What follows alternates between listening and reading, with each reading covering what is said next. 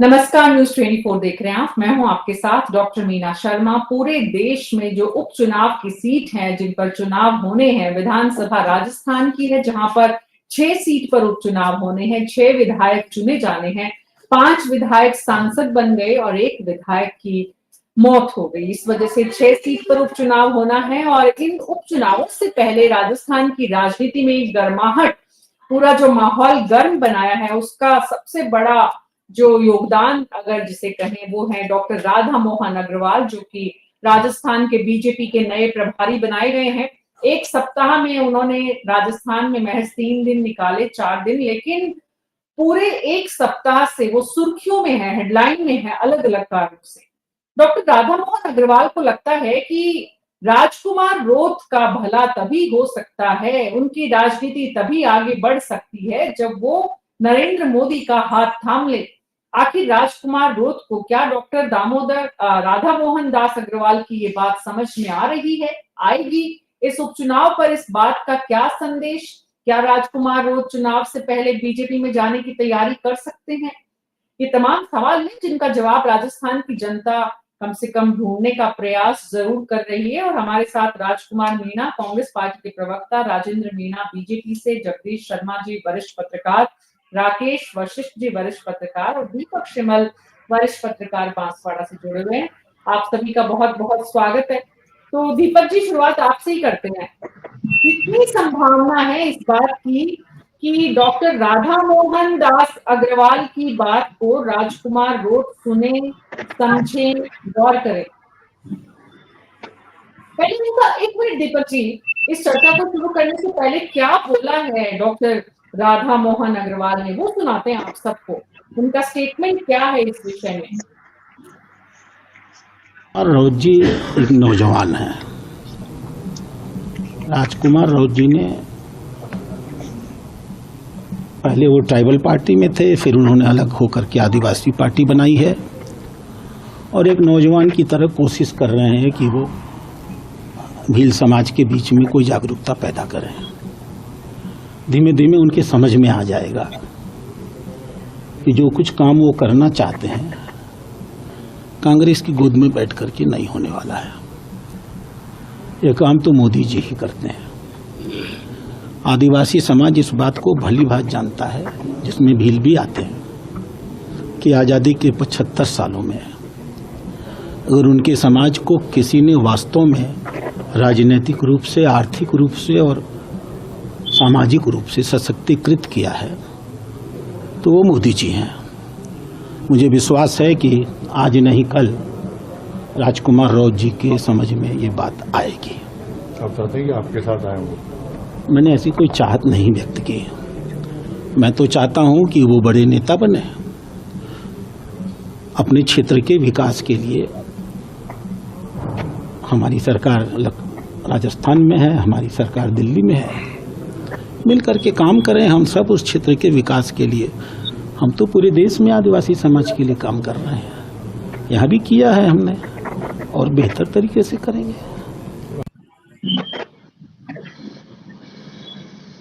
दीपक शिमल जी, सुन पा रहे हैं राजकुमार रोत क्या कहना चाहते हैं, राजस्थान बीजेपी के प्रभारी? जी मीना जी, दावे कोई कुछ भी कर ले, लेकिन अगर पहले चले जाए आप, क्योंकि मैं वहां ले जाना चाहूंगा जब गहलोत सरकार को इन्होंने समर्थन दिया था। यानी कि राजकुमार रोत कभी भी पाला इधर इधर इधर किधर भी कर सकते हैं, अपने दम पर वे कुछ नहीं कर सकते। राजकुमार रोत को भी पता है अभी जो अंधी दौड़ या एक अंधा चल पड़ा है कि जनजाति क्षेत्र का विकास नहीं हुआ, या जो भी दावे किए जा रहे हैं या जनता को भ्रमित किया गया है, वो भ्रम का पर्दा धीरे धीरे उतरता जाएगा। क्योंकि अभी अभी जो देखने में आया है, जो राजकुमार रोत कह रहे थे हिंदू नहीं है, अब वो धूनी धामों पे जाने लगे। धूनी धाम मतलब जो मंदिर और ये होते हैं हमारे देव स्थल, उनको धूनी धाम कहते हैं। तो वहां जाने के लिए विवश हो गए हैं। तो धीरे धीरे ये बदलाव आएगा, क्योंकि जिन बातों को लेकर राजकुमार रोत चले थे वो ज्यादा लंबी आयु नहीं थी उनकी, वो धीरे धीरे अब खत्म होती आई। लेकिन भारतीय जनता पार्टी और कांग्रेस दोनों की बात करें तो दोनों अब होश में नहीं आए इस क्षेत्र में। दोनों की स्थिति अभी ये है कि खाली सदस्यता अभियान को लेके भारतीय जनता पार्टी कुछ सक्रिय हुई, उसके सिवा अगर नजर डाले तो कोई नेता नजर नहीं आता, न मुद्दे उठाता हुआ नजर आता है।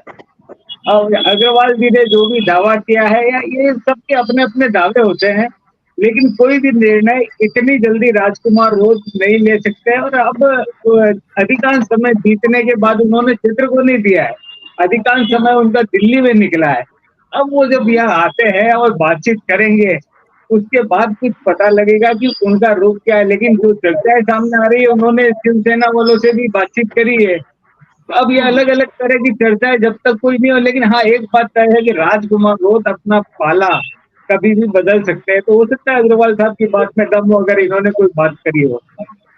जी, हो सकता है उनका स्टेटमेंट और राजकुमार रोत का एक साथ, मतलब इसी समय मंदिरों में जाना शुरू कर देना, हो सकता है कि जो राजकुमार रोत अशोक गहलोत की सरकार बचाने, या यूं कहें कि सत्ता में रहने के लिए अशोक गहलोत के साथ हुए थे मुश्किल समय में, अब जो राजस्थान बीजेपी के प्रभारी कह रहे हैं कि अब उनकी गति बीजेपी के साथ ही मुमकिन है। जगदीश जी।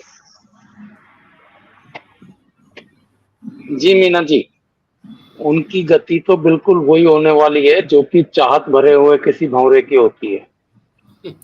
देखिए वो जो है चुनाव जीतने के बाद से चैन से नहीं बैठे हैं, चैन से नहीं बैठे हैं, दिल्ली में घूम रहे हैं, या बांसवाड़ा जब भी आए तो कोई न कोई नई राजनीतिक लपेट लेकर आए हैं अपने साथ।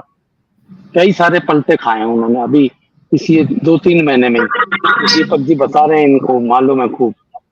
तो इंक्लिनेशन वो अब नया दिखा चुके हैं अपना बीजेपी के पक्ष में। उनके बयान से ये झलक गया है कि किस तरीके से उनको जाना है, कहाँ जाना है, क्या है। उधर जो अग्रवाल जी हैं, बीजेपी के स्टेट प्रभारी जो हैं, वो भी ये उनकी बात सुनेंगे हम तो पाएंगे कि वो भी यही चाहते हैं कि वो इधर आए हमारे साथ, और कम से कम एक सीट तो हमारी सर्टेन करवाएं। 5-6 सीटों में से एक सीट तो सर्टेन कराएं। तो ये चलेगा, ये राजनीति है। अब इसके बारे में ज्यादा टीका टिप्पणी की भी जरूरत मैं नहीं समझता, क्योंकि जो राजनीति में आया है वो उसको तो यही सब करना है, और उसका लक्ष्य जो है क्या है ये भी आप जानते हैं। जी, राजनीति समाज सेवा का माध्यम है, ये हम सुनते और पढ़ते आए हैं, लेकिन राजनीति निजी हित का हथियार है, ये हम देखते आए हैं। अब जो सुनते हैं और जो देखते हैं उसका जो फर्क है, राकेश वशिष्ठ जी, ये जो नए नेता आते हैं, राजकुमार रोत हो, रविंदर सिंह भाटी हो, नई पीढ़ी और नई आशाओं के साथ जब आते हैं तो थोड़ी सी ताजगी महसूस होती है और लगता है कि थोड़ी नई उम्मीदें, थोड़े जो आसपास के लोग हैं उनके सपने पूरे होंगे। लेकिन ये बहुत जल्दी में रहते हैं। एक तो ये कि ये नए नेता आज के बहुत जल्दी में है तुलनात्मक रूप से पुरानी पीढ़ी के। क्या ये जल्दबाजी ही उनके, अगर वो बीजेपी में जाते हैं तो उसका रास्ता बनेगी? देखिए मीरा जी, राजनीति में सब कुछ संभव है। मैं जगदीश जी को श्रीमाल जी की दोनों की बातों से पूरी तरह सहमत हूँ, और पुरानी राजनीति और आज की राजनीति में भी बहुत अंतर है। इस आपकी राजकुमार रोत जी की जितनी जरूरत है उतनी बीजेपी को भी जरूरत है। वो जिस सीट को 84 सीट पर जो चुनाव लड़ने के लिए भाजपा को ये स्पष्ट दिखाई दे रहा है कि बिना राजकुमार रोत को समर्थन में लाए बिना उनका चुनाव जीतना बड़ा मुश्किल है। तो पुराने 2 इलेक्शंस को हम देखें तो हमें 2 इलेक्शंस में राजकुमार रोत का दबदबा रहा है काफी, लेकिन राजकुमार रोत भी इस बात भली बातें समझने लगे।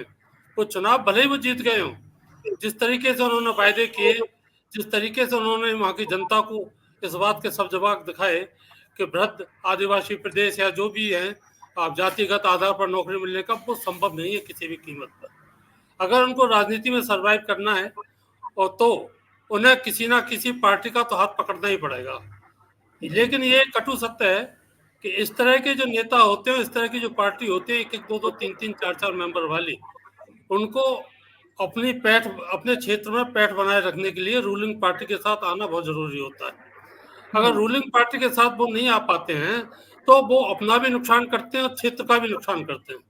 तो आजकल राजनीति ऐसी कुछ नहीं है कि जिससे ही लगे कि भाई समानता के आधार पर हम सारा काम करते नहीं करते। और सही बात है, वो क्यों करें?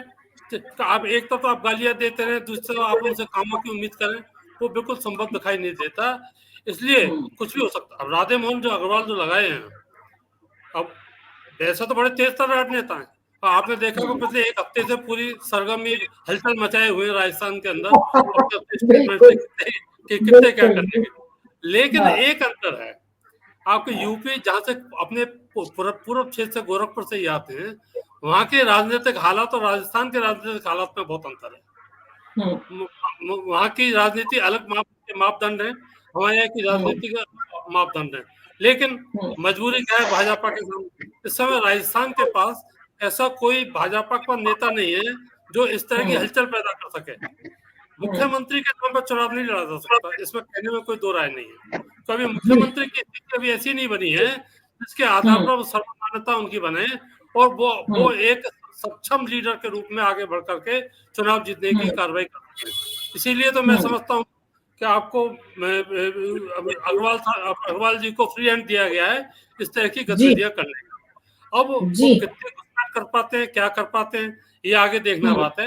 लेकिन राजनीति में सब कुछ संभव है, कुछ भी हो सकता है। और जब गहलोत के उसमें बैठे थे तो उससे अंदाज लगा सकते हैं कि वो गहलोत की गोदी में बैठने का उनका मकसद केवल इतना था, अपने क्षेत्र के मतदाताओं का भला करें, अपने क्षेत्र का भला करें। अब चूंकि 5 साल तक की सरकार जाने की नहीं है, इसलिए हो सकता है कि भाजपा का हाथ दामन थामे और उनकी मनमार पर किसी व्यक्ति को टिकट दिया जाए, या वो खुद भी आगे तो उनकी सारी बात हो सकता है, जिसमें उनकी भी रह जाए बात और भाजपा की भी रह जाए।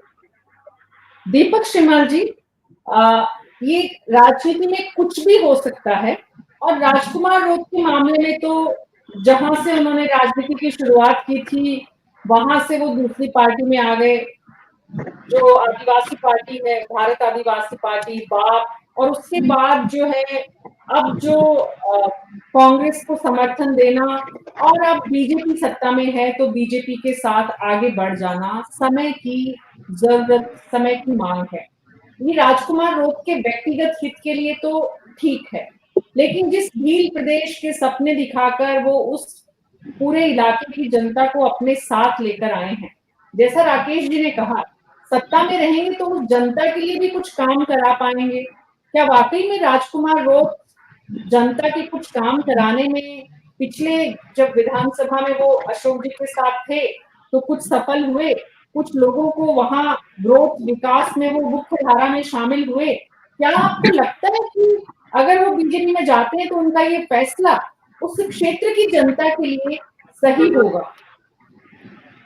जी मीना जी, सबसे बड़ी बात है कि भारतीय जनता पार्टी तो भारतीय जनता पार्टी कह रहे हैं, वो भारतीय जनता पार्टी रही नहीं रही ये भी एक सवाल है, क्योंकि जिस तादाद में नेताओं को लिया गया है, कांग्रेस के नेता हो वो भी बड़ी संख्या में भारतीय जनता पार्टी में चले गए। बड़े से बड़े दिग्गज में नाम नहीं लेना चाहूंगा। अब उन स्थितियों में इनकी क्या जगह बन पाएगी, ये भी इनके चिंतन का विषय है। ये स्टेट में लगता है या नेशनल पे लगता है कि राजकुमार रोध अपने प्रभाव से जीते। मैं आपको एक चीज और साफ कर दूं कि 2 राजकुमार और चुनाव में खड़े हुए थे जिनको कोई नहीं जानता, लेकिन नाम के आधार पे वो 60-60 हजार वोट ले गए हैं। ये भी हमारे जहन में होना चाहिए। यानी कि कई बार उनको पब्लिक लीडर कहा जाता है तो वो ऐसा कुछ है नहीं है, लेकिन एक बवाल, एक हवा जो खड़ी करती गई थी, वो हवा खड़ी हुई, और हवा खड़ी होने का कारण भी यही था कि भारतीय जनता पार्टी अपने मूल से हटकर आप विचारधारा को दूसरी तरफ लेके गए, प्रवाहित करने गए, वहां आ जाके आपको चोट पड़ी है। क्योंकि दोनों जगह देखा है आपने, बागीदोरा विधानसभा भी आपने देखा है, वहां पर भी जो चुनाव हुए और जो परिणाम आए उसका कारण क्या है? तो कारण सबसे बड़ा वो ये कि भारतीय जनता पार्टी जो मूल पार्टी थी वो अभी कहाँ है, वो उनको अग्रवाल जी को ढूंढना पड़ेगा पहले, क्योंकि भारतीय जनता पार्टी का कार्यकर्ता क्या अपने आप में संतुष्ट है, राजकुमार रोध तो सेकंड नंबर पे आता है। तो राजकुमार रोध ऐसा कोई भी निर्णय लेने से पहले 1000 बार सोचेगा। अभी आपको याद दिला दो कि अभी जो पथराव की घटना हुई आप लोगों ने भी सुनी होगी, तो जो बागीदोरा के विधायक है उनकी गाड़ी पे भी पथराव हुआ और पथराव करने वाले उनके गांव के उनके रिश्तेदार ही निकले। तो जो एक परंपरा शुरू हो गई है यहाँ, इसको संभालना राजकुमार रोध के बस का सकता ही नहीं है। या दूसरा नेता अभी कोई वागड़ क्षेत्र के अंदर ऐसा नहीं मिल पा रहा है कि कंट्रोल कर पाए। तो ये जो कुछ भी करने वाले हैं अभी, उनको अपनी व्यवस्था में करना पड़ेगा। और व्यवस्था ये रहेगी कि कुछ भी करना है तो आप किसके पास जाएंगे? आज राजकुमार रोध किसके पास जाएगा? या जो विधायक जीत के आया है पटेल, वो किसके पास जाएगा? तो उनको जाना तो कहीं ना कहीं सत्ता के पास ही है। अब लोगों को क्या आप दे सकते हो या देना चाहते हो, तो उसके लिए सत्ता का सहारा चाहिए। और ये सहारा इनकी व्यवस्था मजबूरी में इन लोगों को समझौता करना पड़ेगा, क्योंकि जो घटनाएं यहाँ घटी खास करके पत्थरबाजी की और इनके हाँ जी, बताइए घटना की क्या बता रहे हैं? जो घटनाएं घटी है उनमें इनके खुद के रिश्तेदार शामिल संलिप्त पाए गए हैं। तो इसका मतलब साफ है, कंट्रोल आपके हाथ में नहीं है। ये जनता आपकी नहीं है और आपकी भी नहीं है। तो ये जनता अलग मूड में चल रही है अभी, और इस हवा को अभी कोई दिशा देने की स्थिति में बीना जी मुझे नजर नहीं आता। जी जी जगदीश जी, राजनीति के चाणक्य, राजनीति के जादूगर, ये सारे शब्द तो हमने सुने हैं अमित शाह से लेकर राजस्थान के पूर्व मुख्यमंत्री अशोक गहलोत तक। लेकिन राजनीति की जो चेस है, राजनीति एक अलग तरह की, और इसमें जितने प्यादे हैं उनको कैसे इस्तेमाल करना है। अगर बीजेपी राजकुमार रोध को अपने साथ ले पाती है तो ये एक मॉरल विक्ट्री बीजेपी की भी होगी, मुख्यमंत्री के भी खाते में, प्रभारी के भी खाते में। अभी जो राजस्थान बीजेपी ने थोड़ी सी मतलब एक बहुत ही बीजेपी ऐसा लगता है कि अभी तक प्रभारी के आए बिना तो बिना माँ बाप की बीजेपी महसूस हो रही थी इन दिनों। कोई नहीं है राजस्थान बीजेपी का देखने वाला कि भाई मुख्यमंत्री तो सरकार की मुखिया है, प्रदेश में अध्यक्ष के रूप में मदन राठौड़ जी अभी काम संभाले नहीं है, बाकी सीनियर लीडरशिप पूरी किनारे हो गई है। तो ऐसे में आज बीजेपी राजस्थान की जिस दौर से गुजर रही है, अगर ये छोटे छोटे काम भी बीजेपी अपने पक्ष में कर पाती है तो चेस की इस गेम में थोड़ा इंटरेस्टिंग मोड आएगा। ये ना कि देखिए, ये राजनीति में तो ये सब कुछ चलता ही रहता है। आप जिस चेस के गेम की बात कर रही हैं, ये गेम चलता ही रहता है। जब भी किन्हीं राजनीतिक दलों में अलग अलग कुछ एक्टिविटी होती है तो समझिए चेस चौपड़ जम गई है, चेस जम गई है, और अब उसमें गोटे फेंके जाएंगे तरह तरह से। तो राजकुमार रोध जी के सामने भी गोटियां फेंकी जा रही है। जहां तक रही उनके आने के बाद क्या बदल जाएगा बीजेपी में कुछ नहीं बदलेगा। बीजेपी बहुत ताकतवर पार्टी है इस समय, तो कम से कम राजस्थान में भी है। पहले राजस्थान में कुछ समय पहले तक नहीं थी इतनी ताकतवर, लेकिन अभी ताकतवर है, क्योंकि उसमें कोई विखंडन जैसी कोई चीज दिखाई नहीं देती है, और किन्हीं मुद्दों के ऊपर एकजुट दिखाई देते हैं सारे पार्टी के लोग, एमएलए हो चाहे एमपी हो चाहे कार्यकर्ता हो, कोई भी हो। तो ऐसी सूरत में बीजेपी जैसी ताकतवर चीज के साथ राजकुमार रोध नहीं जाए तो कहां जाए? ये एक बड़ा सवाल है। अगर उनके साथ नहीं जाए तो कहां जाए? क्या कांग्रेस के पास जाएंगे? शुरू में गए थे, उनको लग रहा होगा, शायद राजकुमार जी को भी ये लग रहा होगा कि कांग्रेस पार्टी सरकार बनाएगी और शायद केंद्र में भी आ जाएगी। ऐसा सोचने वाले बहुत लोग थे लोकसभा चुनाव के दौरान कि राहुल गांधी प्राइम मिनिस्टर बनने वाले हैं, बस अब बने कब बने, ये स्थिति थी। और बीजेपी जो है हार जाएगी, नरेंद्र मोदी सरकार नहीं बना पाएंगे। लेकिन खैर जो भी है, सीन आपके सामने है। मोदी तीसरी बार प्राइम मिनिस्टर है और वो उसी ढंग से काम कर रहे हैं जैसा कि 2 टर्म में पहले कर चुके हैं, करते रहे। तो ये पॉलिटिकल सिचुएशन इस तरीके की है। कांग्रेस के पास जाने से राजकुमार रोध को क्या मिल जाएगा? कोई पावर नहीं अटेंड होने वाली नहीं है। वो जितना एमपी होते हुए अटेंड करते हैं उतनी कांग्रेस में जाने के बाद भी अटेंड करेंगे जी, कोई अंतर उसमें नहीं आएगा। लेकिन बीजेपी के साथ जाने में उनको जो है पावर कुछ और मिल सकती है। बीजेपी की ताकत भी थोड़ी उनके साथ हो सकती है। तो जब बीजेपी की ताकत हो जाएगी तो जो लोकल वर्कर है बीजेपी का, देखिए मैं बता रहा हूँ, जो लोकल वर्कर है दोनों डिस्ट्रिक्ट मान लीजिए आप, आदिवासी बांसवाड़ा और डूंगरपुर, यहाँ का जो बीजेपी का वर्कर है वो जब राजकुमार रोत के साथ होगा तो जैसा दीपक जी बता रहे थे, बागीडोरा और चौरासी, ये दोनों जगह पर फिर ये पत्थरबाजी बंद हो जाएगी, स्वतः बंद हो जाएगी। क्योंकि फिर उनको ये पता चल जाएगा कि अब अगर कोई पत्थर चलाएगा तो बीजेपी के पास है पुलिस, आप डंडे पड़ेंगे। इसलिए मेरे हिसाब से वो पत्थरबाजी स्वतः ही बंद हो जाएगी। तो राजकुमार रोत इतना तो समझते ही हैं कि उनको मिनिमम ताकत भी चाहिए निकलने के लिए, पत्थरबाजी नहीं हो, तो वो केवल बीजेपी से ही मिल सकती है। तो ये चेस के गेम में इस तरीके का स्टेप चलेगा। जगदीश जी, बिल्कुल आपकी बात इतिहास गवाह है, और सिर्फ राजस्थान नहीं, पूरा देश, हिंदुस्तान और बल्कि दुनिया की राजनीति, ये राजनीति की कड़वी सच्चाई है। यहाँ पे सिद्धांतों की जो बातें हैं, जनता के हितों की, अधिकारों की जो बातें हैं, उन सबसे ज्यादा बड़ी बात है सत्ता की भागीदारी, सत्ता जरूरत है। तो राकेश वशिष्ठ जी, राजस्थान में ये जो जितने भी इस तरह के छोटे मोटे प्रयोग जिन जिन लोगों ने किए, चाहे वो हनुमान बेनीवाल हो, चाहे वो आज राजकुमार रोत हो, चाहे इससे पहले इतिहास में हम नजर डालें, वो सफल इसीलिए नहीं हो पाए क्योंकि थोड़ी सी अपनी ताकत दिखाकर, सत्ता के साथ होकर अपनी राजनीति को चमकाने का काम इन लोगों ने किया।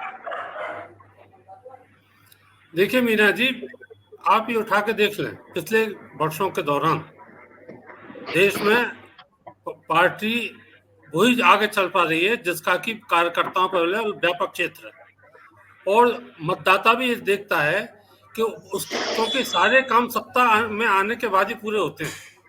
किसी भी पार्टी का हो, अगर सत्ता से विमुख रहेगा, सत्ता से दूर रहेगा, ना तो वोट खुद टिक पाएगा, ना वो क्षेत्र के लोग उसके साथ टिक पाएंगे। इसलिए इस बात की, ये बात तो बड़ी बेईमानी है कि कोई छोटी छोटी पार्टी जो खड़ी होती हैं, उनका जो लाइफ लाइन है वो ज्यादा लंबी नहीं चलती। या तो वो किसी में मर्ज होती हैं या किसी के सहयोगी पार्टी के रूप में वो काम करती हैं। आप कहीं पे भी उठा के देख लीजिए। और अभी ये ट्रेंड ज्यादा होने लगा है जब से भाजपा मजबूत स्थिति में आई है। तब से पहले तो कांग्रेस का एक छत्र राज्य हुआ करता था, भाजपा भी संघर्ष किया करती थी सत्ता में आने के लिए। लेकिन एक बात और है, अब मोरालिटी की बात तो आप किसी दल से ना करें। हर दल का ये बड़ा मूल मंत्र है कि सत्ता में रहेंगे तो सब कुछ ठीक कर लेंगे, सत्ता में रहेंगे तो अपनी नीतियों को कार्यान्वित कर सकेंगे, सत्ता में रहेंगे तो अपने संगठन को मजबूत कर सकेंगे। सत्ता से विमुख होने के बाद, सत्ता से दूर होने के बाद, ना तो वो अपने पार्टी का हित कर पाएंगे और ना वो अपने कार्यकर्ताओं को कर पाएंगे। इसलिए आज के समय में मोर्टी वाली बात नहीं है, लेकिन ये बात तय है कि अगर इस बार भाजपा के जो परिणाम संतोषजनक आए इन उपचुनावों में, 6 उपचुनाव होने हैं, तो भाजपा में के कार्यकर्ता में एक नई जान फूक जाएगी और एक नए जोश के साथ वो काम करेगा। क्योंकि वो 6 सीटें, एक सीट को छोड़ दें, 5 सीटें ऐसी हैं जो हाथ में नहीं रही। एक अमृतलाल मीणा की जो सलून वाली सीट है वो जरूर बीजेपी की रही है, लेकिन फिलहाल राजकुमार रोत की ताकत को हम नजरअंदाज भी नहीं कर सकते, क्योंकि उनकी जो सीट बायोडेटा है डींगोर बांसवाड़ा में, वो पिछला चुनाव भी काफी अंतर से चुनाव जीते थे। इसलिए उनका प्रभाव चाहे व्यक्तिगत रूप से चाहे किसी, लेकिन उन्होंने जो भ्रम फैला रखा है कि अपनी मांगों को पूरा करने का, वो अब लोगों के समझ में आने लगा होगा कि भाई ये जो ऐसी मांगे हैं जिनको को भाजपा के रहते हुए सरकार के रहते कोई भी पार्टी हो, वो इसको पूरा नहीं कर सकती, उनमें से एक भी मांग पूरी नहीं हो सकती। इसलिए उनकी स्थिति थोड़ी पहले से डाउन होने लगी होगी। हालांकि मुझे नहीं पता, इस समय में ज्यादा बता सकते हैं, लेकिन मेरा अनुमान है इस तरह का, और धीरे धीरे वो कम होती चली जाएगी और उनका सत्तारूढ़ के साथ रहने में ज्यादा फायदा है, उसी का फायदा उनको मिल सकता है। जी, तो दीपक जी, ऐसे में सवाल ये उठता है कि जो कार्यकर्ता है बीजेपी का और राजकुमार रोड का, क्या होता है कुछ भी जब आने लगता है तो खुशबू, महक, सुगंध चारों तरफ उसकी आने लगती है। कहीं थोड़ी बहुत कुछ बू के रूप में भी आती है, मतलब हमेशा खुशबू नहीं आती है। तो वो जो है दीपक जी, किसको तो खुशबू आ रही है और किसको थोड़ी इसमें अच्छी स्मेल नहीं आ रही है, जो कार्यकर्ता है दोनों तरफ के। कार्यकर्ता तीन तरफ से हो गए मीना जी। जगदीश जी भी कह रहे थे भाजपा काफी मजबूत है, सब है, लेकिन अब तीन हो गए, क्योंकि जो कांग्रेस से भारतीय जनता पार्टी में आए थे उनको आप कम आ सकते हो क्या? ये जगदीश जी तो आई है ना, बड़ी तादाद में है, पूरी की पूरी तेज बारिश जिसको बाढ़ कहते हैं वो बाढ़ आई थी, उस बाढ़ को भी संभालना है। तो अब आप जो महक की बात कर रहे हो, तो वो महक तो मेरे ख्याल से कहीं कार्यकर्ताओं को पास पहुंचाना बड़ा मुश्किल काम है, क्योंकि भाई साहब वाले लोगों की संख्या बड़ी लंबी चौड़ी है।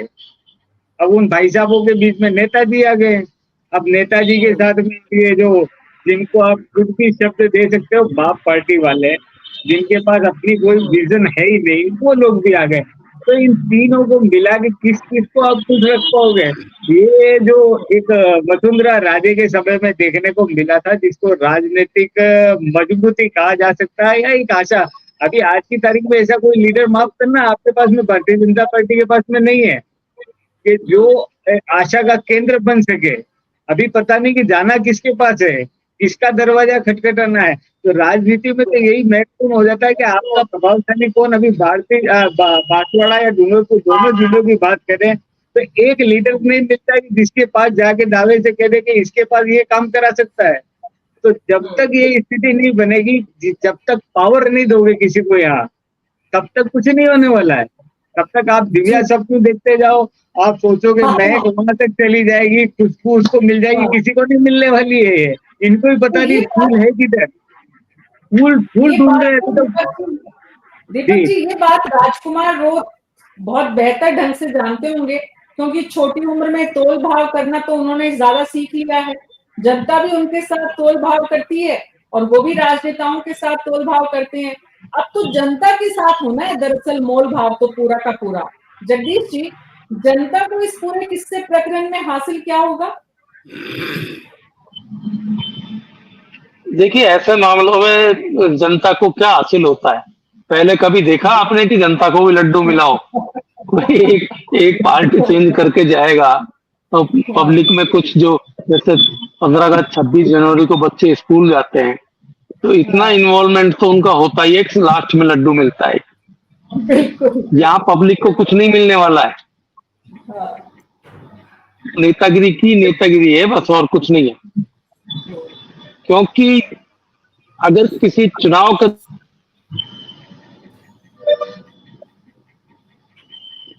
कुछ इंटरनेट की परेशानी है राकेश वशिष्ठ जी, तो ऐसे में तो वो जो जितनी कहावतें बनी हुई है कि बलवान जो है उसके साथ सब है, जिसकी लाठी उसकी भैंस, तो मतलब सत्ता के साथ चलना ही राजनीतिक दलों और राजनेताओं का असली जो चेहरा है वो है।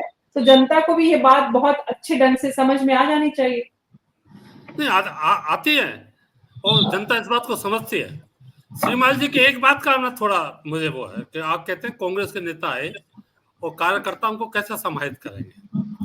देखिए श्रीमाल जी, मेरा खुद का बड़ा एक्सपीरियंस है, मैं खुद देखता हूँ, आप भी देखते होंगे, क्योंकि बांसवाड़ा डूंगरपुर इलाका कोई राजस्थान से अलग नहीं है, हिंदुस्तान से अलग नहीं है। तो हर पार्टी का कार्यकर्ता चाहता है कि उनकी पार्टी का वजूद बढ़े, और वो इस बात को भी लाइक करता है कि जो प्रभावशाली नेता उनके साथ आए, चाहे वो अदर पार्टी के हों, उनका सबका उद्देश्य एक होता है कि उनको सत्ता में आना है। तो इस बात कार्यकर्ता इस बात को खूब समझता है, खासतौर से भाजपा का कार्यकर्ता खूब समझता है कि उनकी पकड़ कहीं कम नहीं हो रही। जो पार्टी संगठन है वो तो पार्टी के प्रति जो कमिटेड है उसको वो सब जानते हैं कि कौन आदमी कितना काम कर रहा है, उसको उतना ही प्रतिफल देते हैं। और जी मैं आपको बीच में सर 1 मिनट रोकना चाहूंगा। अगर आप गहलोत सरकार में जो हुई नियुक्तियां देखोगे ना कार्यकर्ता की, आप जो बात करते हैं तो कोई कार्यकर्ता नहीं है, आप पहचान कर लेना। मैं एक एक आपको नामजद बता दूं। ये कांग्रेस नहीं, और ये ही तरीका चलता है। मैं आपको फिर बता दूं। और ये कि ये पैटर्न चलने वाला है आपके भारतीय जनता पार्टी में, क्योंकि इससे पहले हो चुके हैं। देखो मेरी बात सुनो, आप मेरी बात सुनो, मैं पहले भी बता चुका हूँ कि कार्यकर्ता कहते किसको है। कार्यकर्ता उसको नहीं कहते कि जो काम कर रहा है, कार्यकर्ता उसको कहते हैं जो वजूद वाला आदमी है। इसलिए माफ करना, वो भारतीय जनता पार्टी हो कि कांग्रेस पार्टी हो, आज अगर ये लोग अगर अपनी जमीन तलाशने को विवश हुए, उसका कारण यही है कि कार्यकर्ता को नहीं पूछा आपने। पैराशूट जिसको कहते हैं ना, पैराशूट वाला या प्रभावशाली, उसको पूछा, वो आपका कार्यकर्ता है। इसलिए माफ करना, ये गलत है कि कार्यकर्ता का लाभ होगा। कार्यकर्ता तो ये जान गया, चाहे वो भारतीय जनता पार्टी का हो, कांग्रेस का हो। आप अगर बांसवाड़ा जिले की बात करूं, सबसे पहले यहाँ पे था तो जब ना तो भाजपा थी ना कांग्रेस थी। जब लोग कहते कि हरदेव जोशी का एक छत्र साम्राज्य, तब यहाँ तीन सीटों पे पांच में से 3 विधानसभा क्षेत्रों में जनता दल, मेरी बात सुनो, 3 पे जनता दल विजयी होता था, और आप जयपुर और दिल्ली में बैठ के कहते थे कि हरदेव जोशी का एक छत्र साम्राज्य। इसलिए वो माफ करना, वो अपने को बर्दाश्त चाहिए, ऐसा नहीं होता जी। सुनिए, हाँ, वो बात सही है आपकी, लेकिन भाजपा का जो पार्टी का जो विस्तार हुआ ना, केवल अपने कार्यकर्ताओं का तो योगदान रह ही रहा, लेकिन इस तरह के जो पार्टी के अन्य पार्टियों को तोड़ के वजूद वाले नेताओं को अपने साथ लिया, उसमें भी उसका भी बहुत बड़ा योगदान रहा। आप एक एमएलए नवनीत लाल नीनामा का नाम जानते हैं? आप एक मेरा निवेदन सुनो, जिन्होंने संघ की भी स्थापना, आपकी जानकारी के लिए बता दो, माफ करना, मेरी तो सच बोलने की आदत है, वो संघ के संस्थापक में थे, तो उनको भी काट के रख दिया गया। इसलिए माफ करो, ये कार्यकर्ता मत बोलो आप। देखो अब हमारे बोलने से वो भी भ्रमित होता है कि कार्यकर्ता, बेचारा कार्यकर्ता तो कोई है नहीं, आपने किसको पनपने दिया? आप माफ करना, कोई कार्यकर्ता पनपता नहीं है। उसके बाद आप शुरू करो। देखो, कार्यकर्ता और नेता में अंतर होता है। आप कार्यकर्ता, मैं तो वही नवनीत लाल जी का पूछ रहा हूँ, आप नवनीत लाल जी का मुझे बताइए। अरे केवल एक बानगी से कुछ नहीं होता। दूसरी बात, कार्यकर्ता हमेशा नीम का पत्थर होता है, और वो कभी सतह पर दिखाई नहीं देता, और वो अभी भी कर रहा है। पार्टी की थोड़ी स्थिति कमजोर होने का कारण केवल ये नहीं है जो आप बता रहे हैं, उसके और भी कई कारण थे, और भीतर घात भी थी। आप क्या सोच रहे हो, ये पार्टी क्या अभी आई है? ये पार्टी बहुत पहले से चली आ रही है कि भाजपा के अंदर अन्य पार्टियों के कार्यकर्ता लोग शामिल हुए हैं और उनको जिम्मेदारी मिली है। लेकिन आपने देख लो, सेंट्रल में उठा के देख लो, एक बार उनको मौका दिया, जो बाहर से आए, हरियाणा के कई नेता हैं, आपके यूपी के कई नेता हैं, उनको मंत्री बनाया, अगली बार उनको साफ कर दिया कि उनको भाजपा ने उनका जितना उपयोग करना था कर लिया।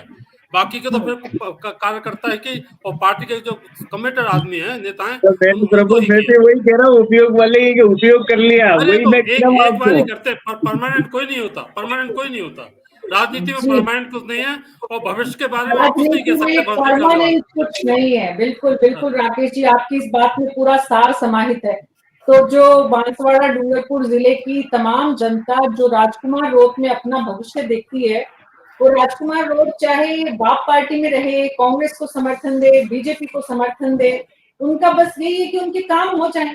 तो अल्टीमेटली कार्यकर्ता के छोटे मोटे काम होते रहे, नेता का भविष्य सुधरता रहे, यही राजनीति की फितरत है।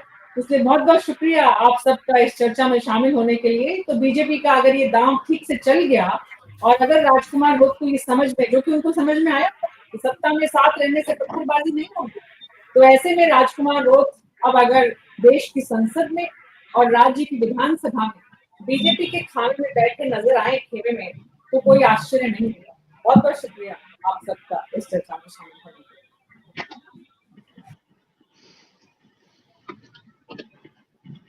लिए।